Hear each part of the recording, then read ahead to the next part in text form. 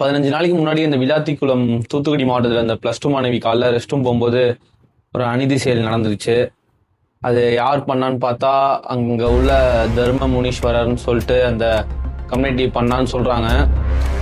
அந்த வெறி செயல் செஞ்சவன் வந்து இதுக்கு முன்னாடி 2020 60 வயசு பாட்டி கொலை பண்ணிட்டு கேஸ் ஏறி போயிருக்கான்.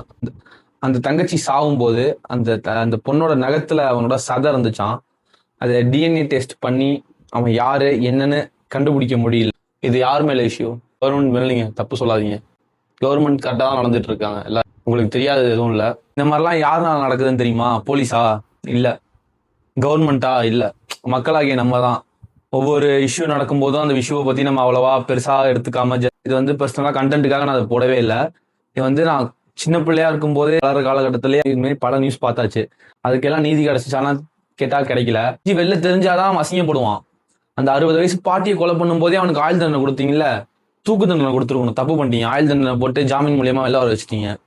அவனுக்கு தூக்கு தண்டனை போட்டுதான் என்னன்னா இந்த மாதிரி ஒரு அசம்பாவிதம் பண்ணியிருக்க மாட்டான் அவன். இந்த மாதிரி எல்லாருமே கேட்டா மட்டும்தான் உண்டு. மற்ற எதுக்கும் சப்போர்ட் பண்றீங்க, எதுக்கும் சம்மந்தமே இல்லாததுக்கெல்லாம் சப்போர்ட் பண்ணிட்டு கத்திட்டு இருக்கீங்க. தப்பு பண்ணியா உன் தூக்கு தண்டனை தான் ஸ்ட்ரைட்டா, வேற எந்த தண்டனையுமே இல்லை. ஒரு 10-20 பேருக்கு கொடுத்தீங்கன்னு வச்சுக்கோங்க, அடுத்த வாட்டி பயப்படுவான். இன்சிடென்ட் பார்க்கும்போது எனக்கு வந்து ரொம்ப கஷ்டமா இருந்துச்சு. நேத்திக்கு பார்த்தா 2 வயசு குழந்தை, முந்தானத்துக்கு பார்த்தா 60 வயசு பாட்டி. என்ன சொல்றதுன்னு தெரியல. வீடியோ பாக்குறவங்க வீட்டுல தெரிஞ்சவங்க சொந்தக்காரங்கன்னு இந்த மாதிரி யாருக்காச்சும் நடந்தா மட்டும்தான் இது ஜஸ்ட் யாரோ வீட்டுல தான் நடக்குது, ஏதோ ஒரு மாவட்டத்துல தான் நடக்குது, ஏதோ ஒரு மாநிலத்துல தான் நடக்குதுன்னு சொல்லிட்டு அப்படியே ஸ்கிப் பண்ணிட்டு போயிட்டே இருப்பீங்க. அடுத்த விஷயத்த பார்த்து ஏதோ ஒரு மாவட்டத்துல நடந்த கொடுமை நம்ம வீட்டில் நடக்கக்கூடாதுன்னா மக்களாகிய நம்ம எல்லாருமே தான் கேள்வி கேட்கணும். இருக்கிறதும் கேள்வி கேட்காததும் உங்க கையில தான் இருக்கு. மக்களா எனக்கு இது கேட்கணும்னு தோணுச்சு. அவன் வந்து கரெக்டான குற்றவாளியா என்னன்னு தெரியல.